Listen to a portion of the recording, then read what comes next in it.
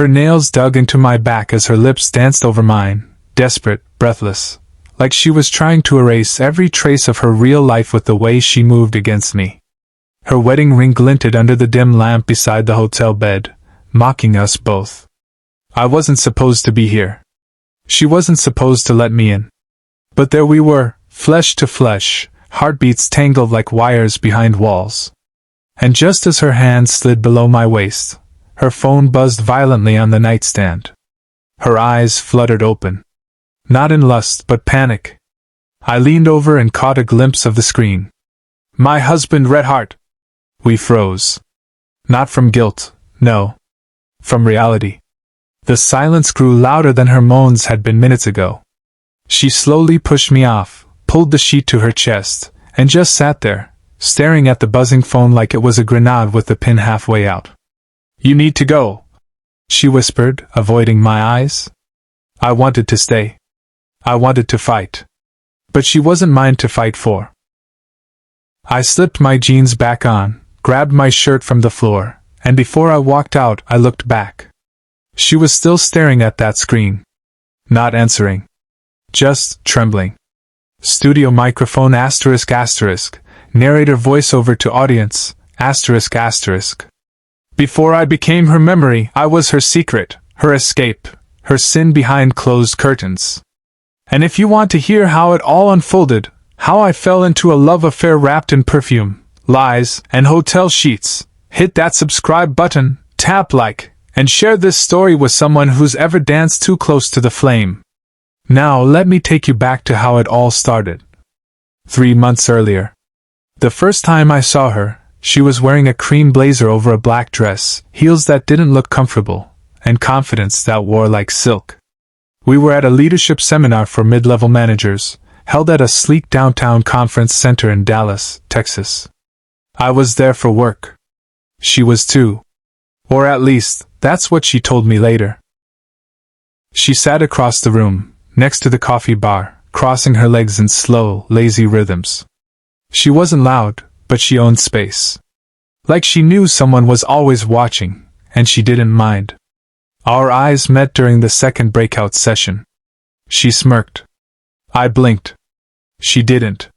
That was all the invitation I needed. During the lunch break, I made my move. I slid into the empty seat beside her at one of those round hotel banquet tables. She glanced at me from her salad, her lips curled just slightly. You're late, she said. I chuckled. We haven't even started yet. No, she smiled. I meant, you should have come over sooner. And just like that, the game began. We talked like old lovers in a new life. She was witty, sharp, unpredictable. She asked about my job, my past, my scars, then laughed when I asked about hers. Some stories don't fit daylight, she said, sipping her iced tea. When the seminar ended that day, I offered to walk her to her car. She declined, but slipped me a napkin with her number. Oh. Don't call, she said. Text. Only when necessary. Necessary for what? I asked. She leaned close, her breath brushing my neck. To keep this interesting. Our first real moment happened 2 nights later. She texted, You free? No questions. No expectations. Roommate 12, the Harper. I didn't ask anything. I just showed up. The door opened before I knocked. She wore a silky robe tied loose at the waist, red lipstick that looked like a promise, and eyes that dared me to break whatever rules she hadn't told me yet. This your first time doing something like this? I asked, stepping inside. With someone like you? She said, closing the door behind us. Yeah. She kissed me before I could even respond. Hard. Hungry. Like I was a stranger she'd waited her whole life to meet. And I kissed her back. Harder. That night was the beginning of 1,000 secrets. She told me nothing about her personal life, only that she was married, but not emotionally obligated. I asked once why she did it, why cheat. She rolled over in bed, her back to me, and whispered, Because he stopped seeing me. You look at me like I'm still alive. That line stayed with me. Every time we met, in hotel rooms, rented Airbnbs, back seats of blacked out cars, she became less of a stranger and more of a drug. And I became the reason she smiled when she shouldn't. She never stayed the night. Ever. After each encounter, she'd pull on her clothes like armor, fix her lipstick like a goodbye, and walk out like we were strangers again. It should have been simple. Physical. Fun. But I started craving her voice between our nights. Wanting more than just her body. I wanted her bad days. Her Monday mornings. Not just her Friday nights. But the thing about being someone's secret? You're never allowed to ask for more. One night, after a particularly intense evening, the kind where even the silence afterward felt heavy, I asked her, "What if he finds out?" She looked at me, eyes blank. "He won't. He never looks that deep." I didn't know if she meant her husband, or herself. She never let me take pictures. Never wanted to talk on the phone. Always paid cash when we booked rooms. "No digital footprints," she said. "Love can survive lust, but not screenshots."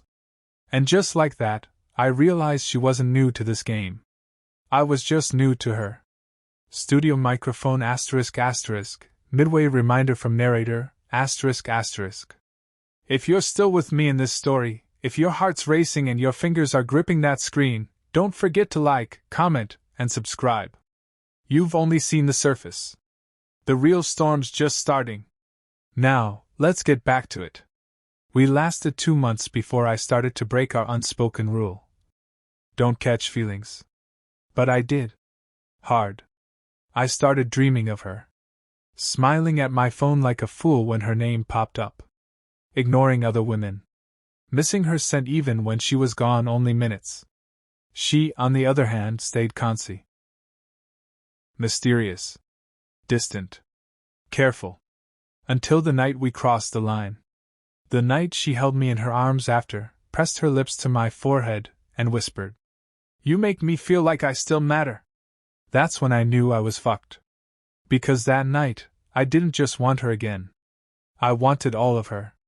But wanting someone who belongs to another man, that's a dangerous kind of hunger. The kind that either devours you, or leaves you starving for Eve. Mysterious. Distant. Careful. Until the night we crossed the line. The night she held me in her arms after, pressed her lips to my forehead, and whispered, "You make me feel like I still matter." That's when I knew I was fucked. Because that night, I didn't just want her again. I wanted all of her. But wanting someone who belongs to another man, that's a dangerous kind of hunger. The kind that either devours you, or leaves you starving for Eve. There's something about Friday nights that made her come alive. Like during the week, she was someone's wife, someone's mother, someone's neatly packaged suburban woman, complete with calendar reminders, PTA meetings, and fake smiles at church. But on Friday nights?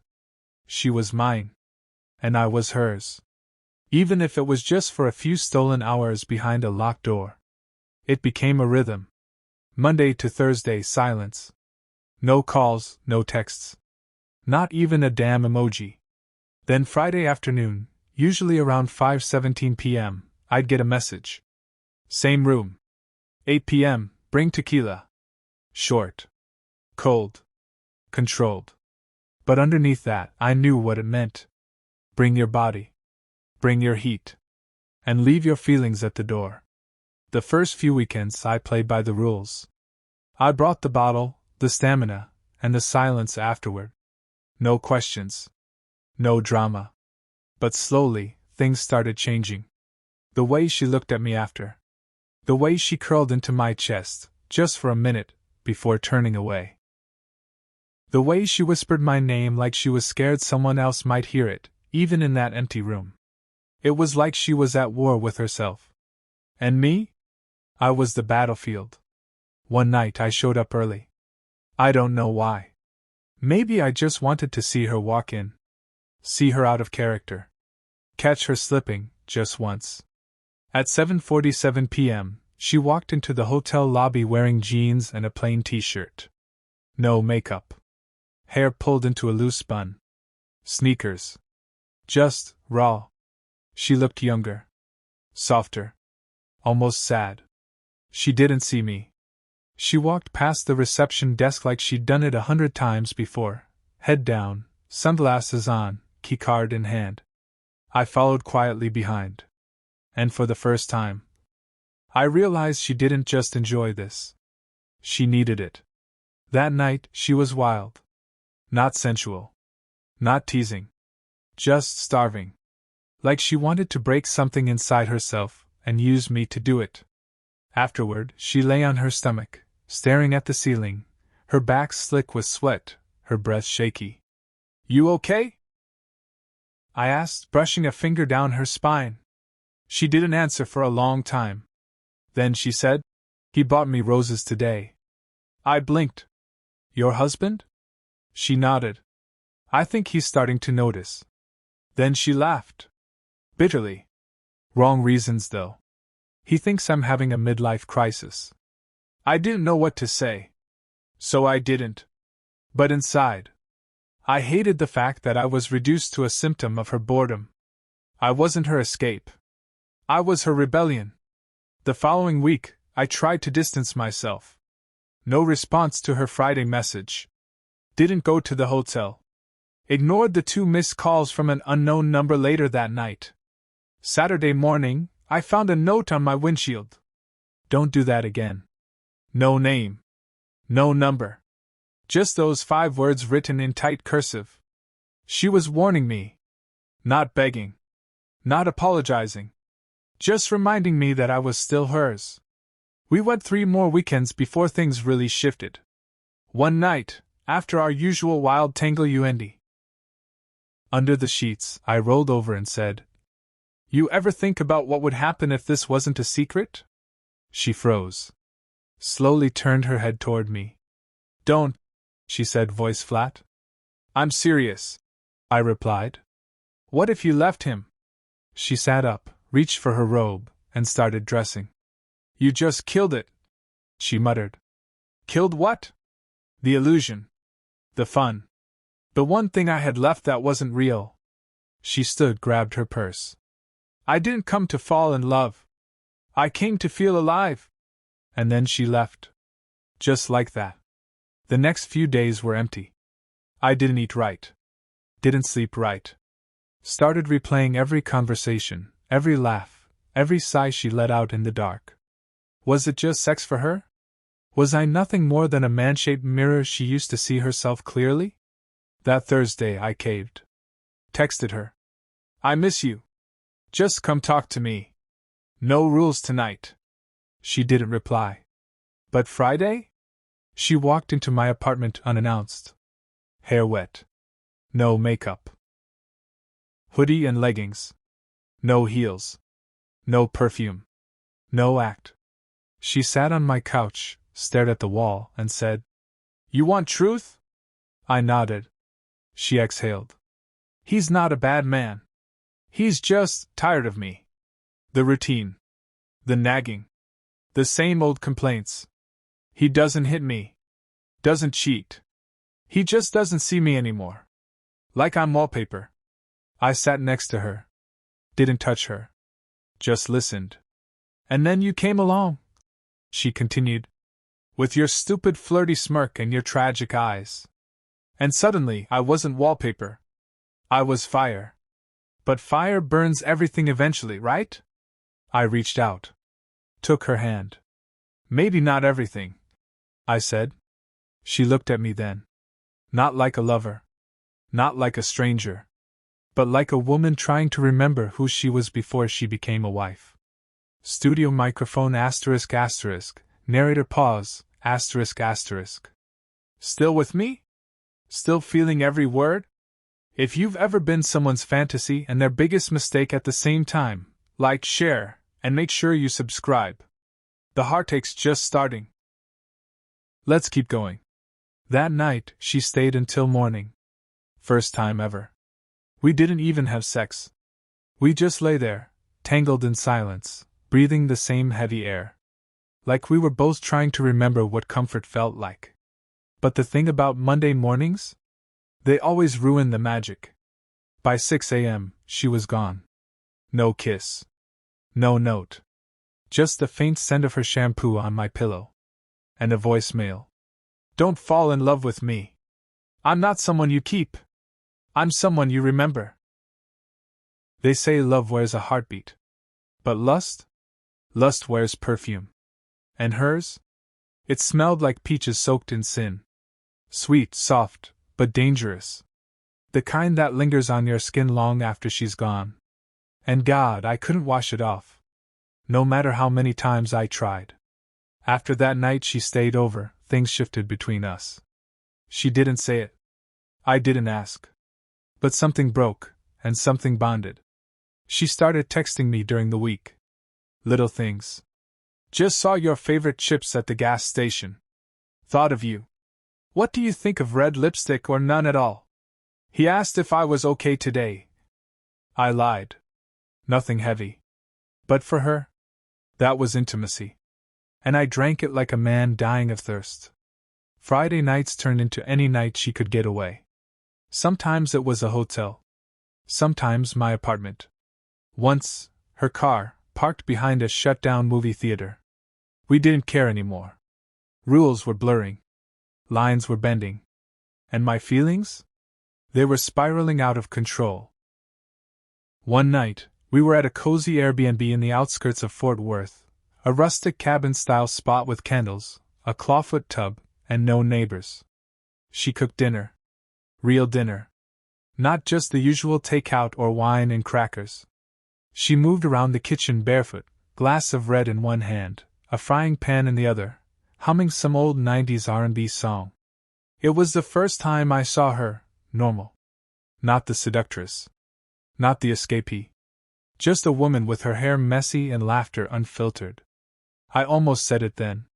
Almost told her the truth. I love you. But she beat me to a punch I didn't expect. He asked me last week if I was cheating. She said it while serving mashed potatoes like she just asked about the weather. My stomach dropped. What did you say? She shrugged. No. He believed me. I told him I barely have time to cheat between errands, work, and sleep. She smirked, sipped her wine. Sad thing is, that's a believable excuse for most married women. That night, after we made love, and yeah, by then, that's what it had become, she laid her head on my chest and whispered something that made my skin crawl. If I leave him, I'll have nothing. You'll have me, I said. Silence. Then she kissed my chest slowly, like she was saying goodbye with her lips instead of words. I didn't know it then. But she was already pulling away. She started canceling more. Rescheduling. Pushing me to the side with soft apologies and vague reasons. Can't tonight. He's home early. I think my son suspects something. Not safe this week. I'll let you know. At first, I believed her. I mean, I wanted to believe her. But one night, I drove by the hotel just to see. Her car wasn't there. But another man was waiting in the lobby. Tall, dressed sharp. Holding flowers. Pacing. He wasn't her husband. I could tell. He was someone like me. And that's when I realized. I wasn't her only secret. I spiraled. I won't lie. I called. S. She didn't answer. I texted. One-word replies. I waited. Hours. She never came. Days passed. A week. Then another.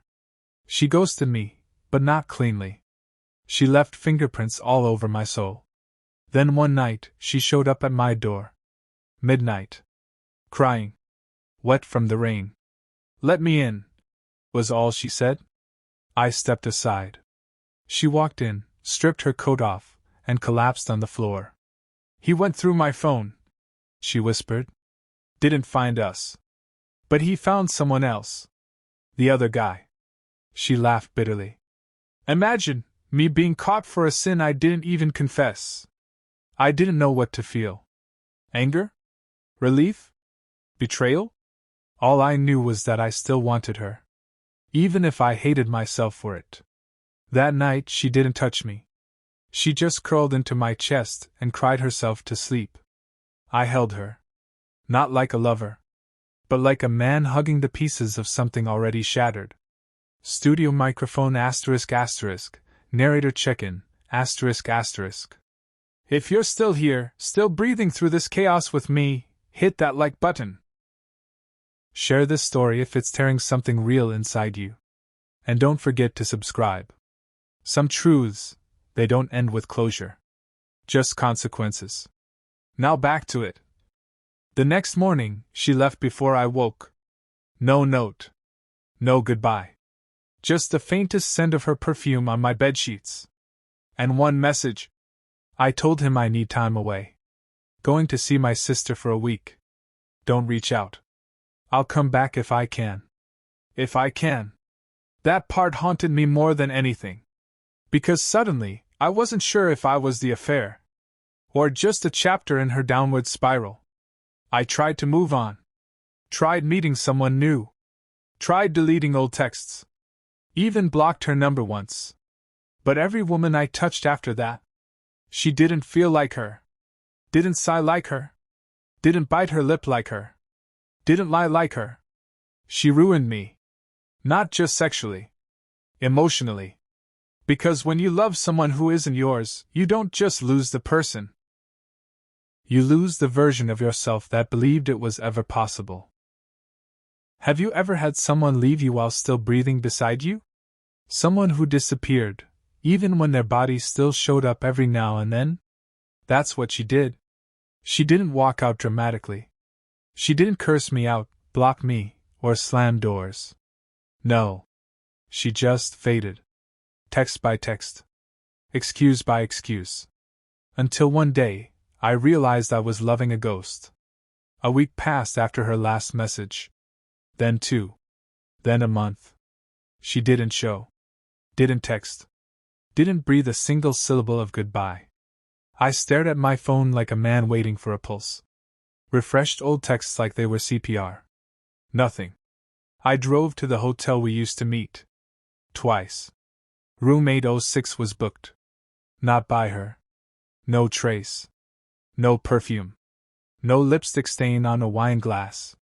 Just an empty hallway full of memories that didn't belong to me anymore. I tried everything, searching her on social media, she had none, going back to the conference list where we first met, she wasn't on it anymore. Even calling from a different number just to hear her voice. Voicemail. Again and again. Hi, it's me. I don't know what happened, or maybe I do. I wish you'd say something. Anything. Even goodbye. I never got a reply. Rock bottom didn't hit like a fall. It hit like slow drowning. I started skipping work. Sleeping on the couch. Drinking tequila alone like we used to. But now the buzz came with tears instead of sex. My bed was too big. My apartment too quiet. My chest too hollow. I stopped trusting mirrors because all they did was reflect a man who used to smile. I tried dating again. Matched with a nice girl named Marissa. We went out 3 times. She laughed too loud. Touched my hand too early. Said I had sad eyes. I ghosted her after date 3. Because the truth? I didn't want someone new. I wanted the damage I was familiar with. Her. Then, she came back. Sort of. 3 months after silence, I got a letter. A real one. Stamped. Handwritten. No return address. Just my name. No. Dear. No. Hi. Just. _ I wish I could tell you that I chose you. I wish I could say I was brave enough. But I wasn't. You were the only real thing I had in a life full of performances, and that terrified me. I still dream about your arms. Your mouth. Your eyes when you looked at me like I mattered. But I chose safety. I chose routine. I chose a life where I'm numb but not in trouble. Please don't try to find me. I'll always carry you in the part of my heart I had to bury. Yours, in a life that never happened. _ I read it 10 times. Slept with it on my chest. then burned it. Because what good is a ghost who finally says goodbye after your heart's already buried next to them?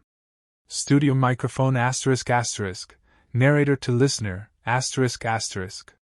If this chapter hit you where it hurts, if you've ever been left in silence so loud it shattered your peace, like, comment, and subscribe to this channel. Because stories like this, they're not just fiction. They're reflections. Let's finish this. Weeks passed. Then months. I got a new job in Atlanta. Packed my stuff. Changed apartments. Cut my hair. Started jogging again. But no matter how far I ran, she was always there. In the scent of a woman's perfume at the grocery store. In the song she used to hum while buttoning up her blouse. In the lipstick stain left on a napkin that wasn't even hers. One afternoon, I went into a small bookstore downtown, trying to kill time, kill thoughts. And there she was. Not in person, but in the pages of a journal on the shelf. Someone else's story about being the other woman. About falling in love, then falling apart. It was fiction. But I swear the character had her eyes. I bought the book. Read it that night. Cover to cover. Last line read. He never knew, but I wrote about him every night, so I could still pretend he was mine. I slammed it shut. Sat on the floor. And cried like I hadn't in years. Because maybe that's all I was. A character in her private novel. A lover with no ending. A ghost she once held. I don't hate her. I don't love her anymore either. What I feel now. It's deeper than either. It's grief, without a funeral. A goodbye without a hug. A love that never got to breathe in the daylight. She still lives out there somewhere. Wakes up beside her husband. Wears her mask. Smiles when necessary. And maybe, just maybe, she closes her eyes sometimes and whispers my name into a pillow that doesn't smell like me. It's funny how memory works. You don't get to choose what stays. You just wake up one day, and someone who once lived under your skin is now just a ghost sitting quietly behind your ribs. 2 years had passed. Life had gone on, at least, that's what I told everyone. I got better at faking smiles. Got promoted. Bought a place in Charlotte, North Carolina. Started drinking coffee instead of tequila. Even started seeing someone again, Jasmine. She was patient, kind, too kind. She once asked why I flinched when she wore peach-scented lotion. I lied. Told her it reminded me of my mom's perfume. Truth? It reminded me of her. Of the woman who never said goodbye. I hadn't thought of her in weeks, maybe months. Until that Saturday afternoon at the grocery store. I was standing in line, scrolling my phone, when I heard a familiar laugh. Soft. Low. With that slight breathiness that used to follow our shared secrets. I looked up. And there she was. She stood 2 aisles over. Hair shorter now. Sunglasses perched on her head. Wearing a sundress that screamed motherhood and stability. And beside her? A little girl, maybe 6 years old, holding her hand. They looked nothing alike. Except for the eyes. Those same soft, stormy eyes that once looked up at me in motel rooms after 2 a.m. confessions. She turned, scanning the aisle, and our eyes met. 3 seconds. That's all it was. 3 seconds where the entire past slammed into the present like a truck on fire. Her lips parted. Not to smile. Not to speak. Just breathe. Then she looked away. Back to her daughter. I don't know if she saw the shake in my hands. Or the way I swallowed the lump in my throat like it owed me rent. I wanted to walk over. Say something. Anything. Hi. I miss you. Did you ever think about me when you chose to forget me? But I didn't. Because what do you say to someone who buried you while you were still alive? I paid for my things. Sat in my car. Watched her load groceries into her SUV. She opened the back door for her daughter, buckled her in, closed it. Then, for a moment, she paused. Her hand rested on the trunk. She turned slightly. Didn't look at me, but I knew she felt me. Then, she drove off. That was her goodbye. Silent. Safe. Just like everything she ever gave me. Studio microphone ***. Final narrator message ***. If you've made it to this point, if you've walked through the fire of every chapter with me, then I hope this story reached you in some place real. Hit that like button. Share this with someone who's ever loved in the shadows. And don't forget to subscribe, because stories like these are not just confessions, they're scars. Epilogue. I don't hate her. Not anymore. She taught me things no healthy relationship ever could. That love isn't always clean. That lust can lie. That sometimes, people don't mean to break you, they just don't know how to hold something fragile. And me? I was fragile. Until. It's funny how memory works. You don't get to choose what stays. You just wake up one day, and someone who once lived under your skin is now just a ghost sitting quietly behind your ribs. 2 years had passed. Life had gone on, at least, that's what I told everyone. I got better at faking smiles. Got promoted. Bought a place in Charlotte, North Carolina. Started drinking coffee instead of tequila. Even started seeing someone again, Jasmine. She was patient, kind, too kind. She once asked why I flinched when she wore peach-scented lotion. I lied. Told her it reminded me of my mom's perfume. Truth? It reminded me of her.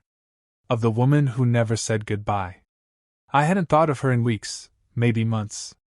Until that Saturday afternoon at the grocery store.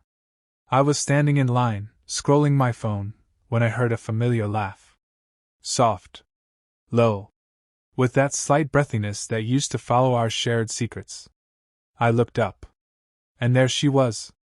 She stood 2 aisles over. Hair shorter now. Sunglasses perched on her head.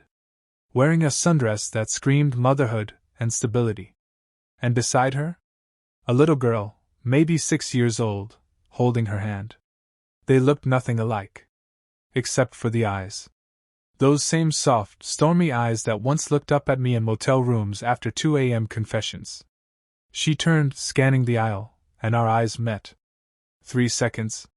That's all it was.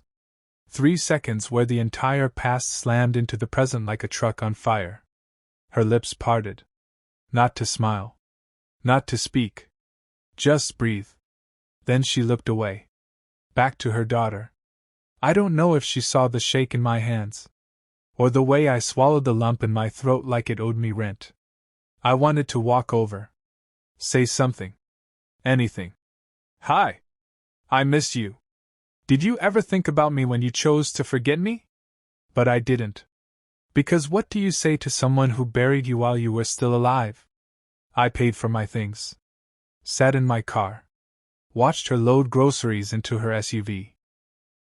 She opened the back door for her daughter, buckled her in, closed it. Then, for a moment, she paused.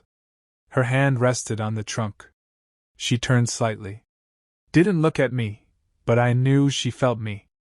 Then, she drove off. That was her goodbye. Silent. Safe. Just like everything she ever gave me. Studio microphone ***. Final narrator message ***. If you've made it to this point, if you've walked through the fire of every chapter with me, then I hope this story reached you in some place real. Hit that like button. Share this with someone who's ever loved in the shadows. And don't forget to subscribe, because stories like these are not just confessions, they're scars. Epilogue. I don't hate her. Not anymore. She taught me things no healthy relationship ever could. That love isn't always clean. That lust can lie. That sometimes, people don't mean to break you, they just don't know how to hold something fragile. And me? I was fragile. Until.